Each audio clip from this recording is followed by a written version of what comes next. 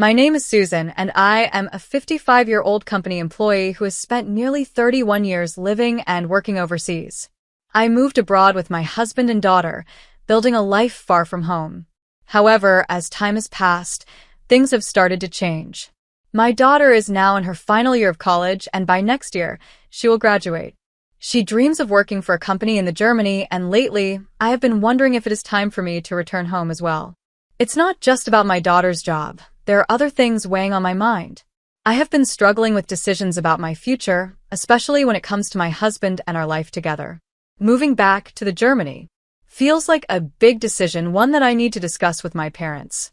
I have also been reflecting on my career, as I work at my father's company and have done so ever since I graduated from college nearly 31 years ago.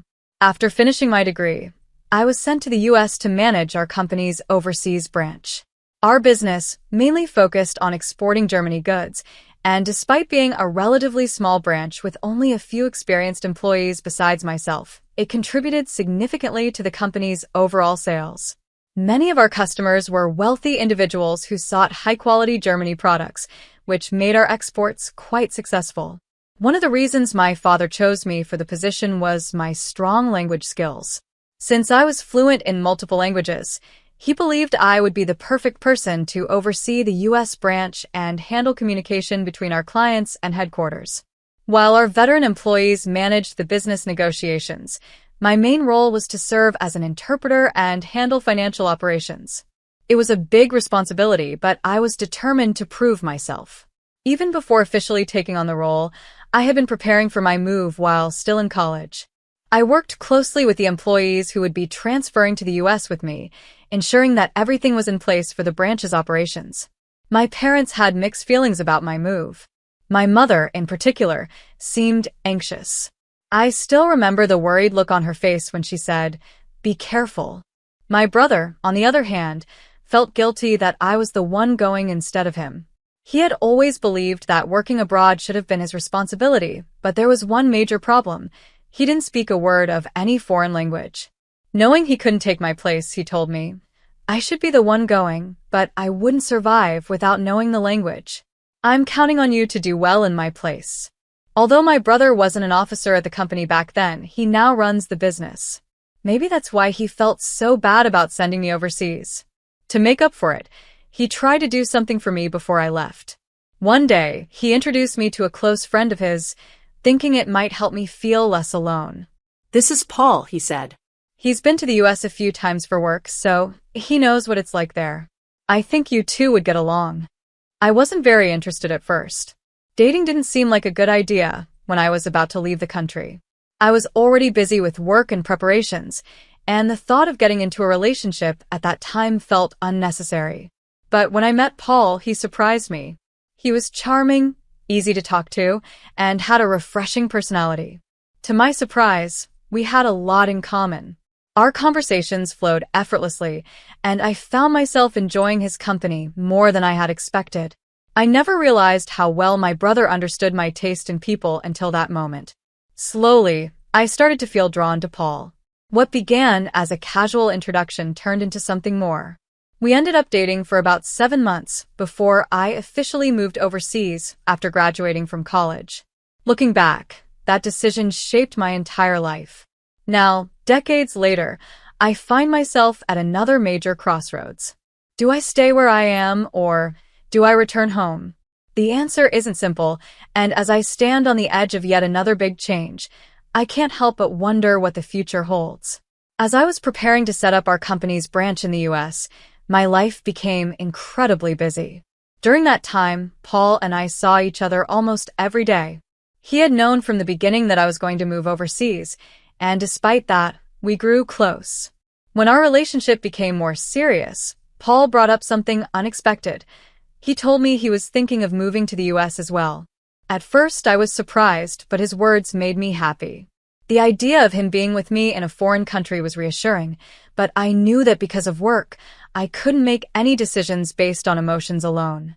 Setting up the US branch was my top priority, and I couldn't let anything get in the way of that. One day, Paul excitedly told me, "A friend of mine works in the same city where you'll be living, Susan. I've been looking into jobs there too. I think I can make this work." Hearing how determined he was to be with me made my heart swell. Not only did Paul seem serious about our relationship, but he also seemed serious about building a future together. He even talked about marriage, and everything felt like it was falling into place. Things moved smoothly from that point on, and after much thought, Paul and I decided to get married. But not everyone was thrilled about it. My father, in particular, didn't seem pleased. "I don't know about this Paul guy," he said one evening, frowning. "He always knows exactly what to say, and something about that doesn't sit right with me." I tried to defend Paul, explaining how much he cared about me and how determined he was to be by my side, but my father wasn't convinced. Despite his concerns, my mother was more open-minded. She reassured him, saying, "Paul is a friend of our son. If he trusts him, then we should too." Eventually, my father gave in, and after dating for about a year, Paul and I got married. We had our wedding in Germany, surrounded by family and friends, and afterward, we moved to the US to start our new life together. Our honeymoon was spent exploring the country that we would soon call home, and everything felt like a dream. Once we settled in, things progressed well. Paul managed to find a job through a friend's company, and my work at the new branch went better than expected. Customers responded positively, and we quickly gained a strong reputation. I sent regular reports back to my father, keeping him updated on our progress. But despite my good news, my father still seemed uneasy. Every time we spoke, he would ask the same question. "Are you and Paul getting along okay? I heard he found a job there too, but is everything really all right?" No matter how many times I reassured him that we were doing well, he never seemed fully convinced. It was as if he had a gut feeling that something wasn't right. On the other hand, my brother, who had always supported my relationship, trusted Paul completely. He often told me, "If you ever need anything, just rely on me. I'm always here to help." For a while, life continued smoothly, and I had no reason to doubt Paul. But then, one day, I received an unexpected call from my brother. His voice was serious. "Susan, there's something you need to know," he said. "The company Paul used to work for in Germany went bankrupt." I was shocked. Paul had never mentioned anything about this before. My brother continued, explaining that there had been a major financial scandal. Apparently, someone within the company had been involved in accounting fraud, manipulating the financial records to hide stolen money. Since the books appeared accurate, no one noticed the problem until it was too late. The owner, who was a friend of my brother, had consulted him about the company's struggles, but the financial damage was too severe. Eventually, they had no choice but to shut the business down. The more I listened, the more uneasy I felt. Why hadn't Paul told me any of this? Did he know about the fraud? And if he did, was he involved? 1,000 questions flooded my mind, but one thing was clear. Paul had kept a huge secret from me. I quickly put the news out of my mind since we were both so busy with work. After moving to the US, we hardly ever went back to Germany. Instead, our parents and Paul's parents visited us. They worried about us and often came to check on us while traveling. They would stay for about a week, sightseeing and shopping while spending time with us. My brother also visited for work, and about 3 years after we had set up the branch, he made a comment that caught us off guard. "The branch is doing great," he said with a grin. "Maybe it's time you two started thinking about having kids."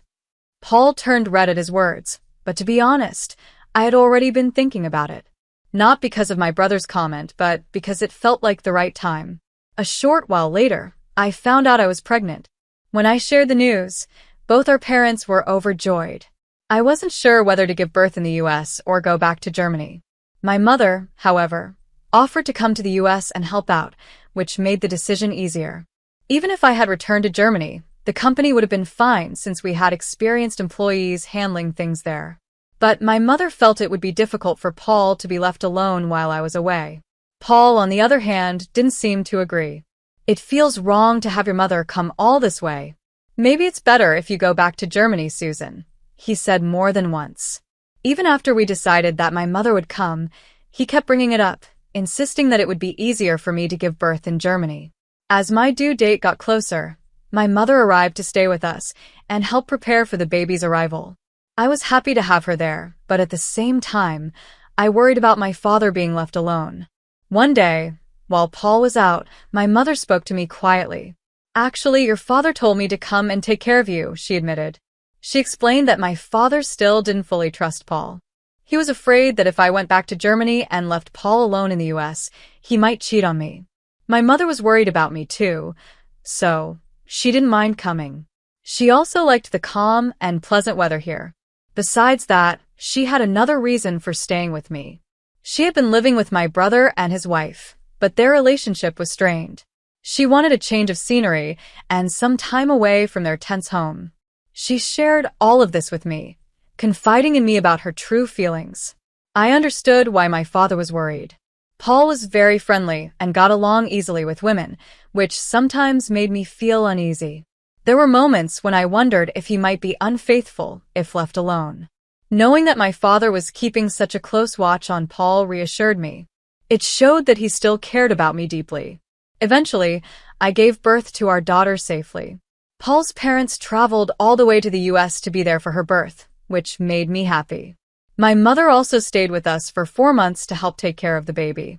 Paul was helpful during that time, so when my mother returned to Germany, she left everything in his hands, trusting that he would continue to support me. But the moment my mother left, everything changed. Paul, who had been helping with housework and childcare, suddenly stopped doing anything. "Please keep taking care of our daughter like you have been," I told him, frustrated. Instead of understanding, Paul snapped back at me. "I'm busy with work too. You're at home all day, so you should be able to handle it alone." His words hurt. He made it seem like I had nothing to do, but the truth was, I had already started working from home for the company while also caring for our daughter. I was just as busy as he was, if not more. But no matter how many times I tried to explain, Paul wouldn't listen. In the end, I had to take care of our daughter, do all the housework, and manage my job by myself. Just as my father had feared before we got married, I started losing trust in Paul. But I didn't have time to dwell on it. I managed by leaning on the friends I had made in the US, and with their help, I raised my daughter, Jessica. From a young age, Jessica often said and did things that surprised me. There were moments that left me speechless. Before she even turned 1, something strange happened. One day, she was smiling and waving at empty space, something she had never done before. I didn't think much of it at first, but later that day, I got a call from my mother. My grandmother had passed away. I froze. A strange thought crossed my mind. What if my grandmother had come to visit us one last time before passing?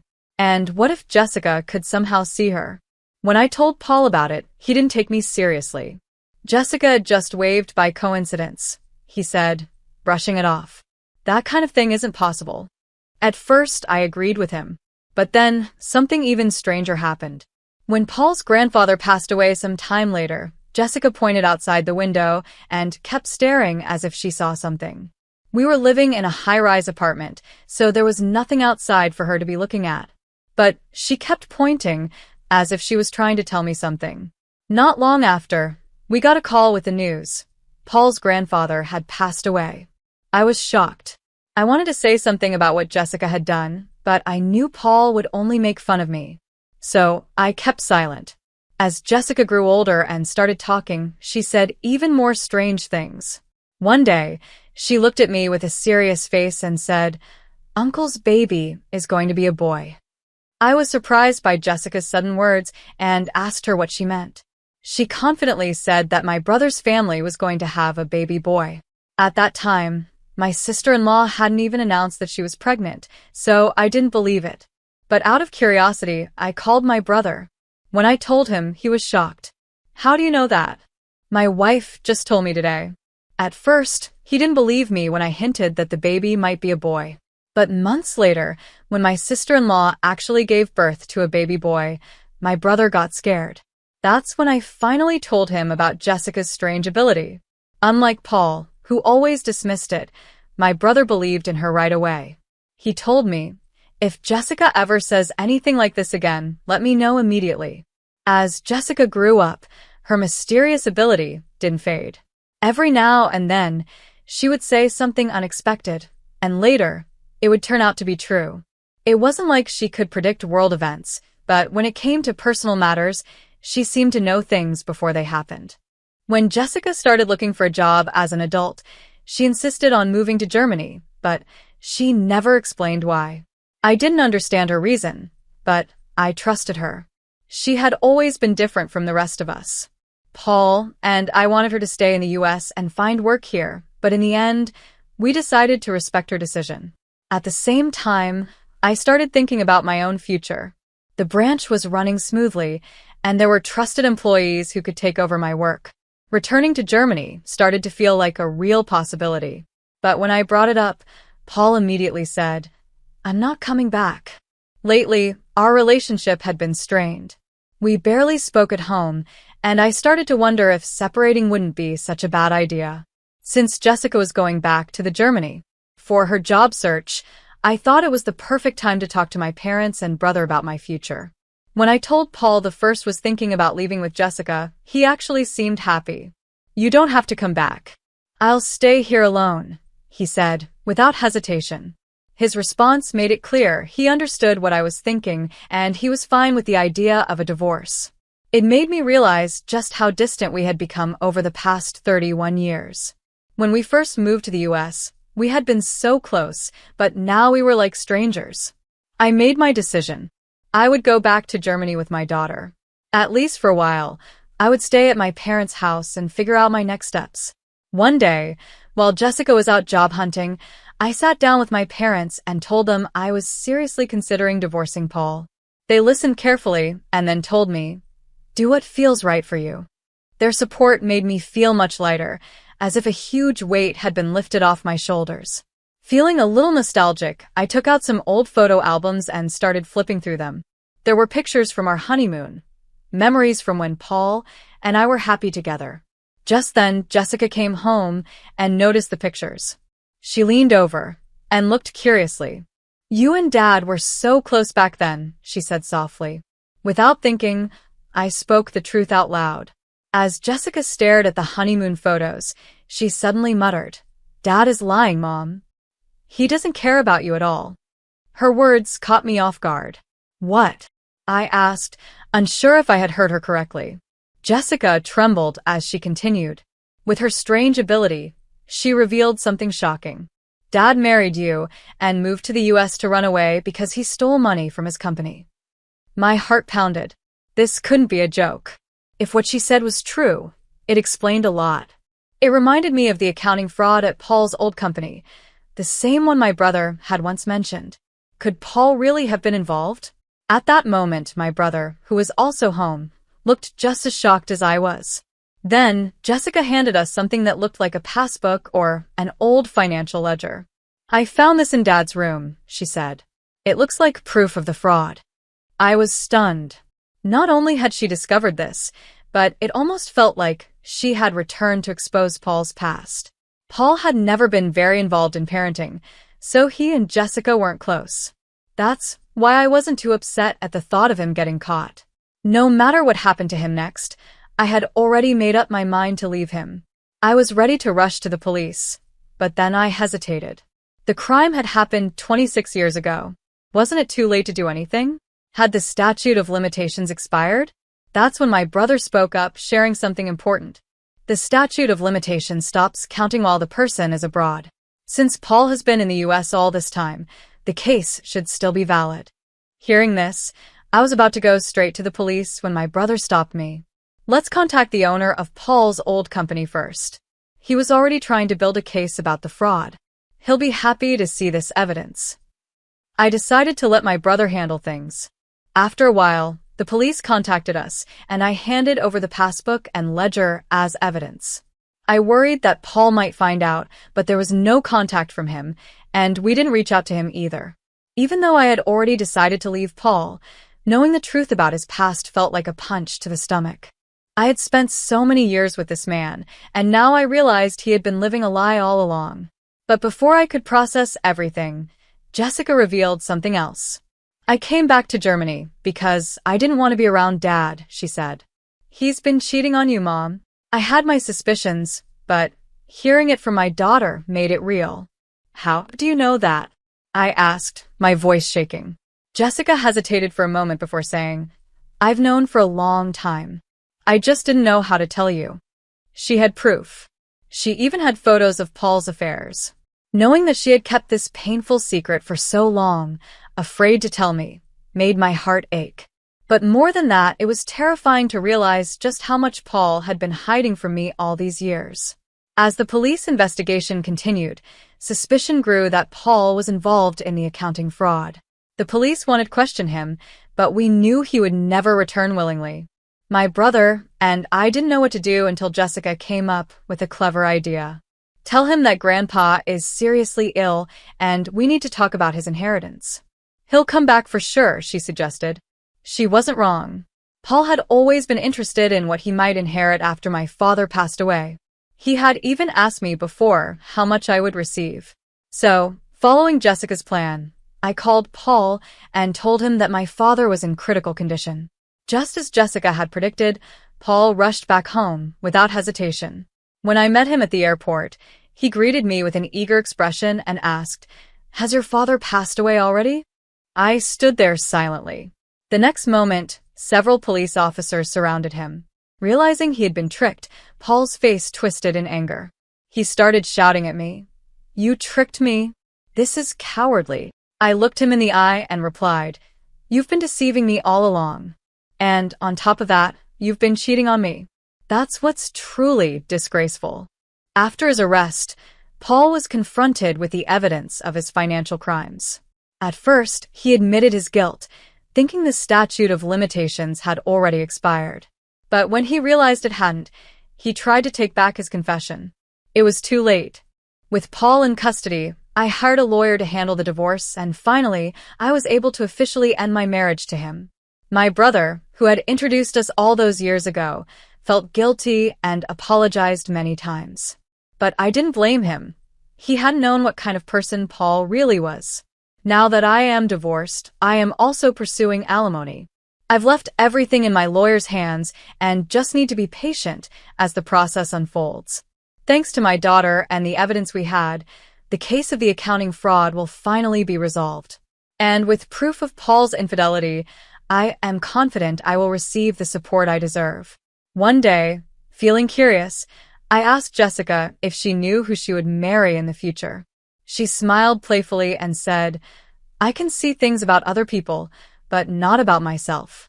Knowing my own future would make life boring, don't you think?" Her words made me laugh. Looking at my daughter, I realized that despite everything, I was no longer afraid of the future. I would continue to listen to her advice, and together, just the two of us, we would live a peaceful and happy life.